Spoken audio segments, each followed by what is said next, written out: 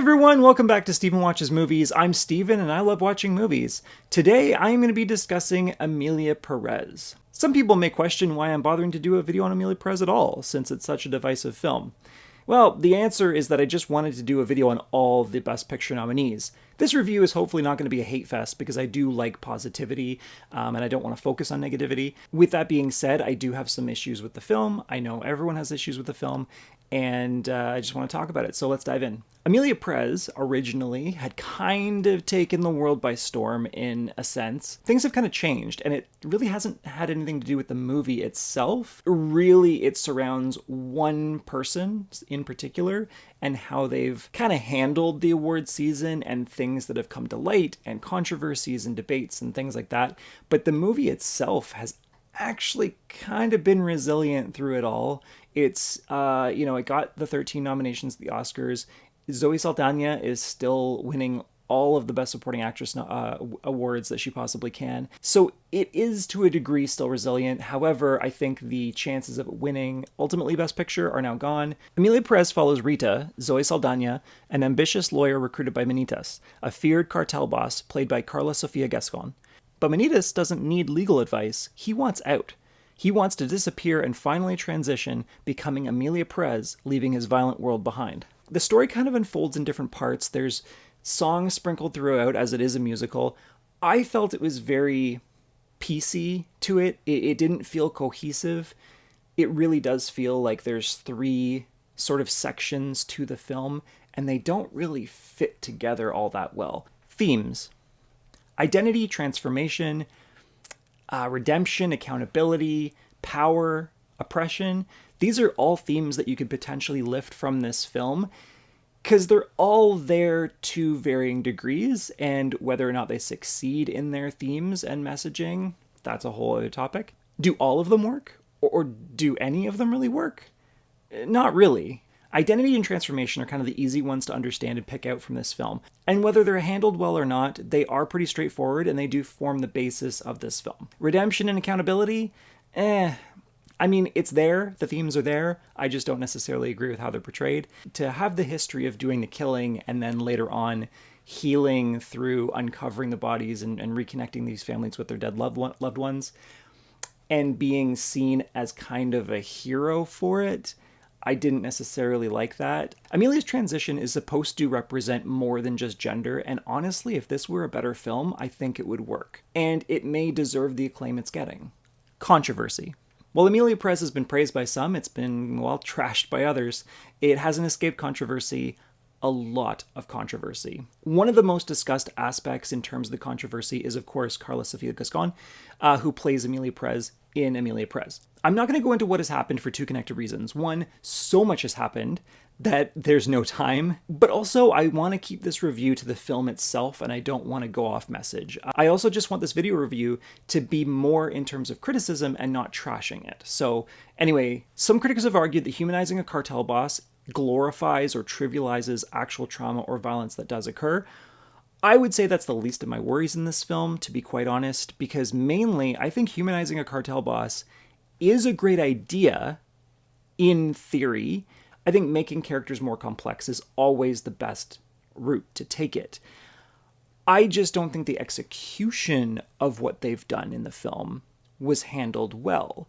Trying to get the audience to sympathize with Emilia as she's helping families heal from the deaths of the loved ones, even though she's the reason why they're dead in the first place. It's a bit of a stretch. It's a bit of a stretch. I don't think it necessarily is handled well. I don't think it works well. The bones of a great film are there. It's just, there's nothing over top of them. That's the problem. So I don't have a problem with humanizing any character as long as it's done well and maybe with a little bit of tact, which this film does not. The fact that this film is a musical also divides people. Some people love it, some people hate it. I think the consistent message, though, has been the musical nature of the film doesn't work. The songs just aren't strong enough. Turning something into a musical is a choice that either works beautifully or it feels jarring, depending on your taste and also how it's implemented. I do enjoy musicals, but I just don't think the songs worked for me. Instead of showing us what a character is feeling, you know what, let's just go to a song and they'll just sing it to us instead. So I just didn't like that. Maybe it's because there aren't enough scenes where characters are just reflecting and it only typically happens within the confines of a song. I don't know. I think maybe that's where the balance is lost. I don't know. And finally, there's been some debates on how the film portrays Latin American culture and whether it perpetuates certain stereotypes. Yes. That's the answer. Yes, it does. Performances. All the chaos and nonsense of this award season aside, Carla Sofia Gascon actually does do well in the film, I think. Well enough to be nominated for Best Actress at the Oscars? No. Not at that level. But it works. It works for the film, I think. I didn't necessarily have any problems with her performance specifically. She was fine. She kind of has to play to what amounts to two different characters because she has to play Manitas in the beginning and then Emilia Perez later on. And that's maybe where I have my biggest problem with it. I'm not the biggest fan of Manitas as the character. I think it's very one note. I think it is very stereotypical. Zoe Saldana. I think the last pieces of this film that really work kind of rest on her shoulders. She does a pretty tremendous job of keeping everything together in this film and making sure it doesn't go completely nutty. Zoe is probably the brightest light in this film, and on my rewatch, every time I was getting taken out of the story or the characters, she was the one who was bringing me back in. So she did a tremendous job. I obviously can't comment on Zoe's language or accent skills in this film because I only know one language, and if I'm going to be honest, I kind of struggle with that one already.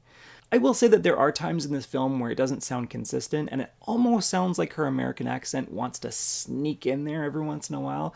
That's the thing that my ears caught, especially Selena Gomez. I could hear the American accent kind of come in every once in a while. But Zoe Saldana and Selena Gomez do have the most English dialogue, so maybe that's why. I don't know. So not to cause any more stir on this film, but I don't think Zoe Saldana is a supporting actress in this film. I view Rita and Emilia Perez as being the co-leads of this film, and so she should be in the Best Actress category, but at the end of the day, this happens a lot, so it doesn't really matter. Crafting the story. I haven't seen any films by Jacques Audiard, so I can't really comment on his directing. Judging by this one film alone, I can't really see why he was nominated for Best Director, so for cinematography, I'm slightly confused. There are scenes and shots in this film that look beautiful, honestly. And then there are scenes and shots that look absolutely terrible. The inconsistency with the cinematography is an issue. The songs, unfortunately, this film doesn't leave a lot to be understood because a lot of the film explains itself through song. A lot of the emotions come through song. I didn't want to bring this up when I was talking about performances, but I don't think it's necessarily the actor's fault. I don't think they get an opportunity to show us how good they possibly can be. And I think that's really the script and the direction that's more at fault here. Editing and pacing, this is nominated for Best Editing. Also, I got about 10-ish minutes in, and the amount of useless shots that are included in this film astounded me. This is not a tight edit at all. Awards, nominations, and box office. So according to IMDb, Emilia Perez has won 103 awards and has been nominated for 242 at the time of this filming, obviously. Interesting to note that that's less than The Substance, my last review, yet Emilia Perez leads all films at the Oscars with 13 nominations. According to Box Office Mojo, this film has grossed over $15 million, and of course, it is a Netflix film, so there's really no way of telling how big or small this film could have been. Critical and audience reception. As of filming, it has a 72% Rotten Tomatoes score. It has an unsurprising, yet somehow still surprising, 16% popcorn meter. It makes sense, but I still didn't realize it was going to be that low. I thought it might be like the low 30% range. Interesting. This is one of those examples where you can clearly see a difference between critics and audiences, though. Brian Truitt from USA Today says, "The stellar acting and assorted songs boost much of the familiar elements in Emilia Perez, creating something inventively original and never ever bland." David Jenkins from Little White Lies says, "The plot of this thing is all kinds of idiotic, never wanting to justify itself as outwardly kitsch melodrama, but never coherent or serious enough to make any of its emotion transcend the soap operatic." Jack Hamilton from Slate says, "Rather than enhancing the film's narrative, the music functions as a loud and gimmicky distraction from storytelling that can't be bothered to do even the most basic work of connecting its audience to its setting and characters." Peter Debuge, I guess, from Variety says, "Emilia Perez emerges as a powerful, unfiltered portrait of someone who challenges several stereotypes at once. That's a testament to leading lady Carla Sofia Gascon and the audacity of Audiard." I wanted to lead and end that section with more positive reviews, just so that way there is a balanced approach to this, because like I said, I don't want to trash this film. On Letterboxd, it is currently sitting at a 2.1 out of 5, with just over 13,000 giving it 5-star rating and an overwhelming 91,000 giving it a half-star rating.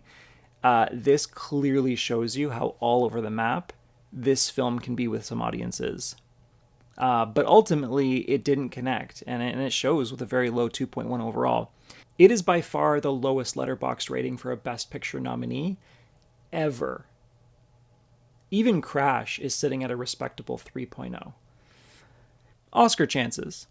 So I want to start off by mentioning something. It's been mentioned by a lot of people, but I just want to get it off my chest. Emilia Perez has been nominated for 13 Oscars.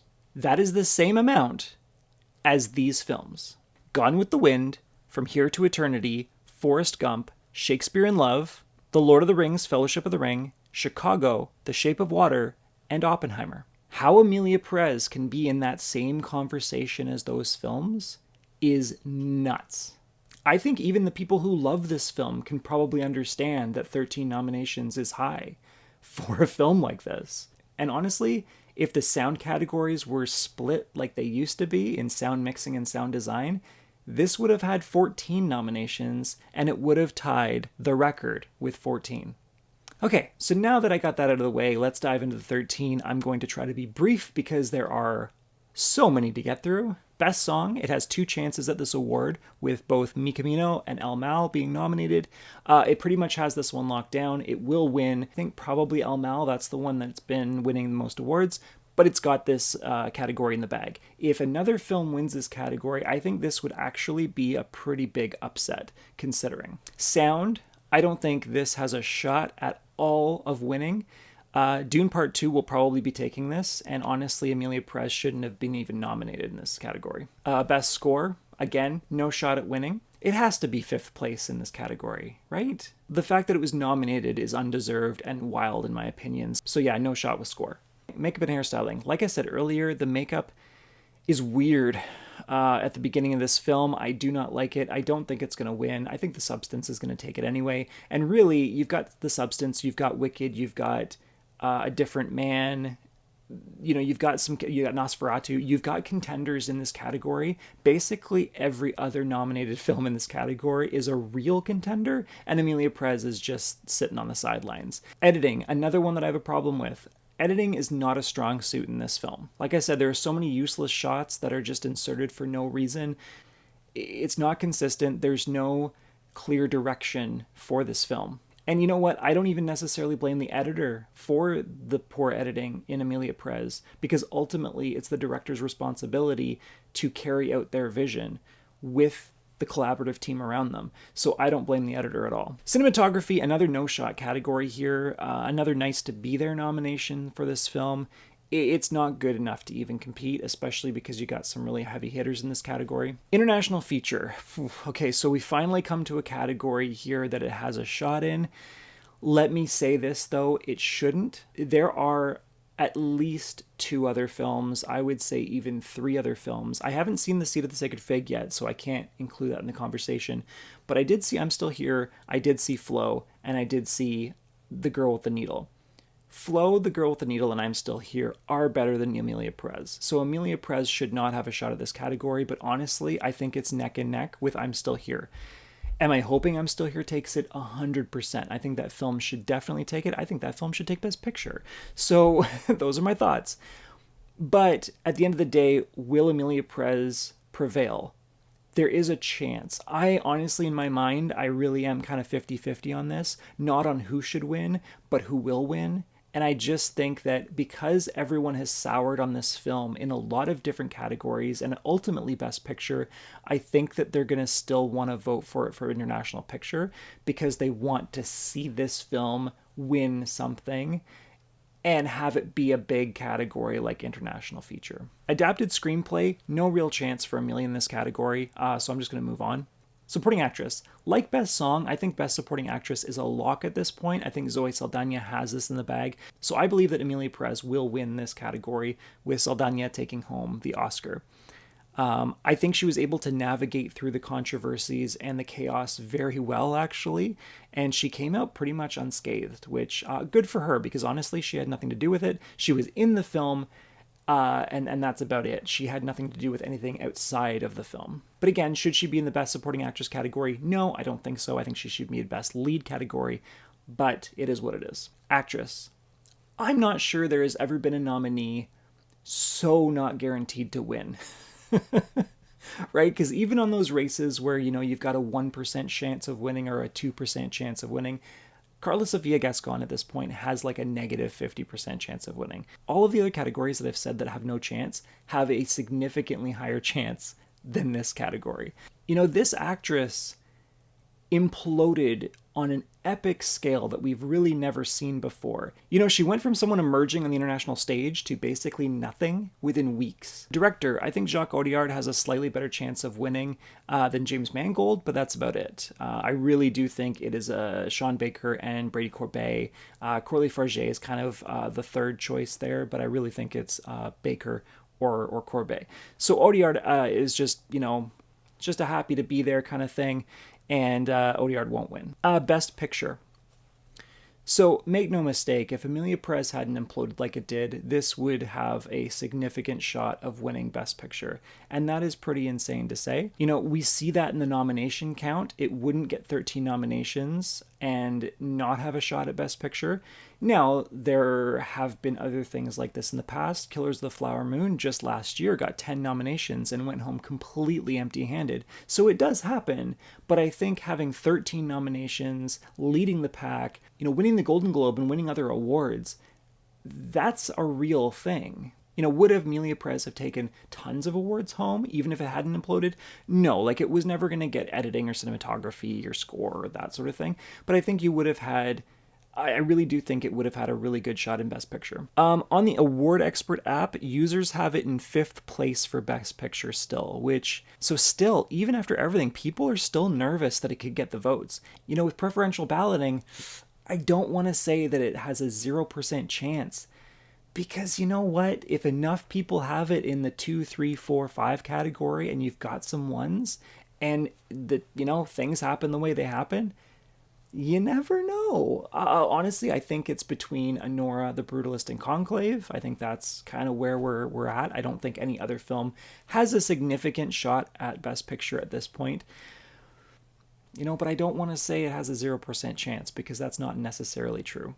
I'm not even mad about the Best Picture nomination. There are movies every single year that I don't think deserve the Best Picture nomination. There are actually, I would say, probably 3 or 4 in this year alone that I don't think deserve a Best Picture nominee. To win, though, that would be a whole different conversation. So will it ultimately win Best Picture? No, I don't think it will. I think too much damage has been done, and I don't think that they can come back from that.